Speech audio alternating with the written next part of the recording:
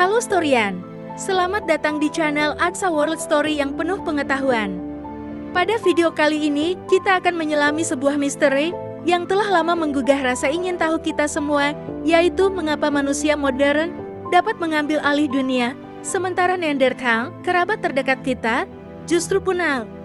Apakah karena kecerdasan, adaptasi sosial, atau mungkin karena percampuran genetik? Mari kita kupas bersama sejarah yang akan membawa kita ke dalam perjalanan mengeksplorasi teka-teki evolusi ini.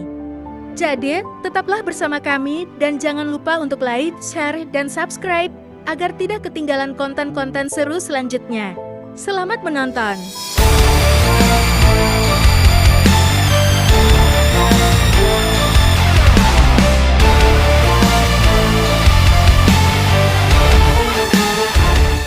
Mengapa manusia mengambil alih dunia, sementara kerabat terdekatnya, Neanderthal, punah? Mungkin saja manusia modern lebih pintar daripada Neanderthal, tetapi hanya ada sedikit bukti yang benar. Neanderthal memiliki otak yang besar, bahasa dan peralatan yang canggih. Mereka membuat karya seni dan perhiasan. Mereka cerdas dan menyarankan kemungkinan yang aneh. Mungkin perbedaan krusialnya bukan pada tingkat individu, melainkan pada masyarakat kita. Nick Longwitz, ahli paleontologi dan biologi evolusi di University of Bath, menjelaskan bahwa 250.000 tahun yang lalu, Eropa dan Asia Barat adalah negeri Neanderthal.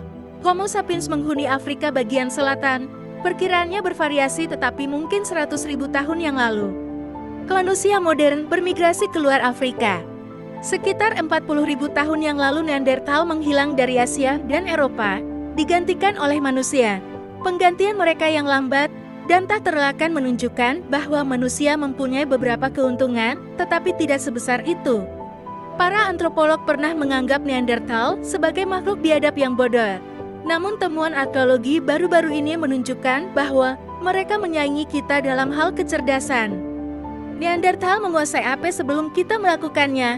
Mereka adalah pemburu yang mematikan, memangsa hewan besar seperti mamut, dan badak berbulu, serta hewan kecil seperti kelinci dan burung.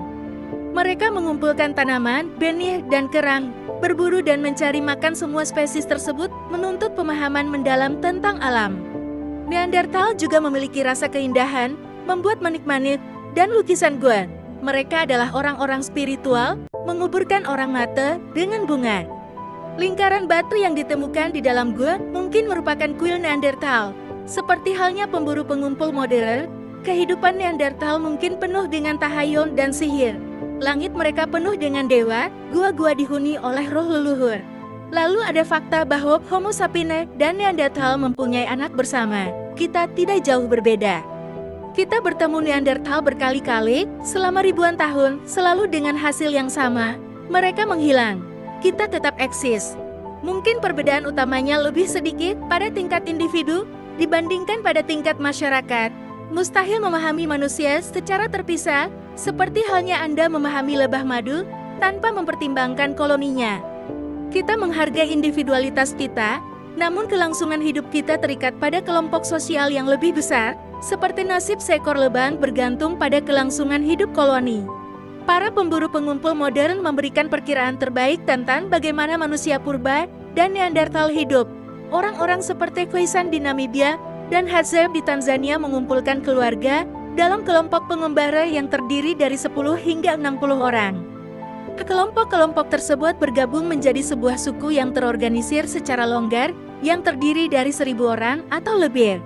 Suku-suku ini tidak memiliki struktur hierarki, namun mereka terhubung melalui bahasa dan agama yang sama, perkawinan, hubungan kekerabatan, dan persahabatan. Masyarakat Neanderthal mungkin serupa, tetapi dengan satu perbedaan penting, kelompok sosial yang lebih kecil. Suku-suku yang bersatu padu menunjukkan bukti bahwa Neanderthal memiliki keragaman genetik yang lebih rendah. Dalam populasi kecil, gen mudah hilang.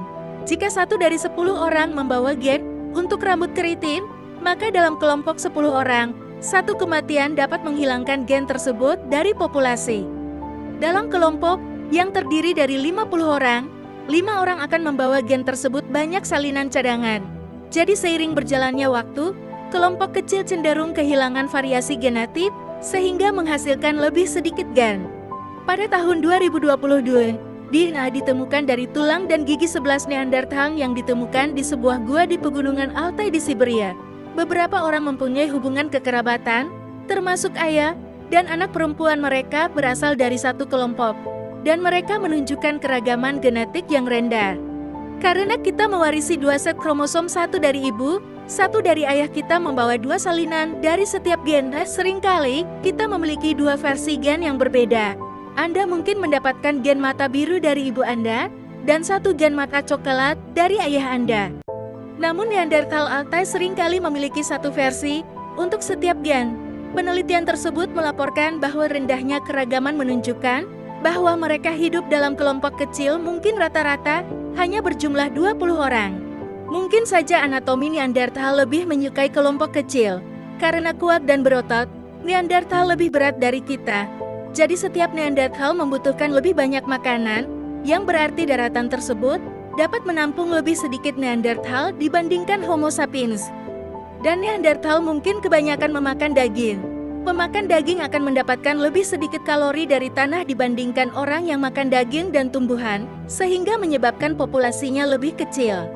Jika manusia hidup dalam kelompok yang lebih besar daripada Neanderthal, hal ini bisa memberi kita keuntungan. Neanderthal kuat dan terampil menggunakan tombak, jadi kemungkinan besar merupakan petarung yang baik. Manusia bertubuh ringan, mungkin membalas dengan menggunakan busur untuk menyerang dari jarak jauh. Namun meskipun Neanderthal dan manusia sama-sama berbahaya dalam pertempuran, jika manusia juga memiliki keunggulan jumlah, mereka dapat mendatangkan lebih banyak pejuang dan menanggung lebih banyak kerugian. Kelompok besar mempunyai keuntungan lain yang lebih tidak kentara.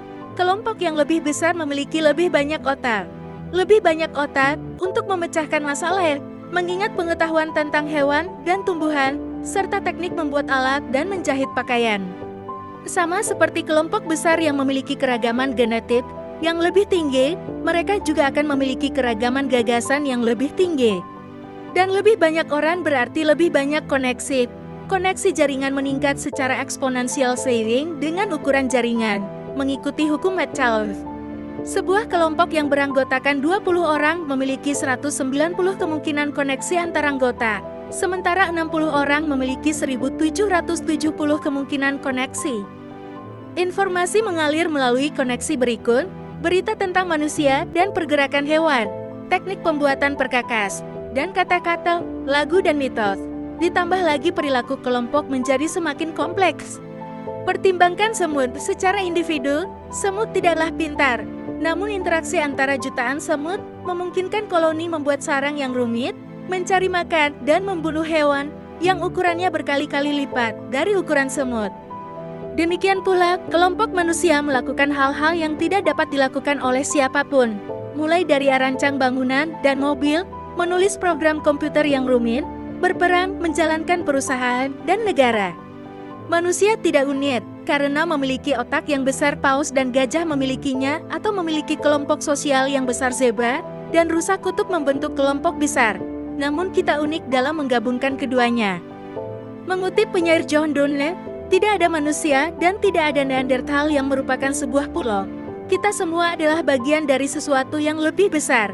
Dan sepanjang sejarah, manusia membentuk kelompok sosial yang semakin besar, kelompok, suku, kota, negara, hingga aliansi internasional. Mungkin pada saat itulah kemampuan untuk membangun struktur sosial yang besar memberi Homo sapiens keunggulan di alam dibandingkan hewan dan spesies hominin lainnya. Sehingga Homo sapiens dapat bersaing dalam seleksi alam dengan spesies hominid lainnya. Pembahasan ini adalah secara keseluruhan merupakan sebuah teori yang mungkin saja salah. Jika ada salah dalam pembahasan, jangan lupa meninggalkan jejak di komentar. Dan itulah akhir dari perjalanan kita hari ini di lorong waktu. Tapi jangan anggap ini sebagai akhir cerita. Masih banyak misteri yang tersembunyi di balik bayang-bayang sejarah yang menunggu untuk diungkap. Apakah Anda siap untuk petualangan selanjutnya?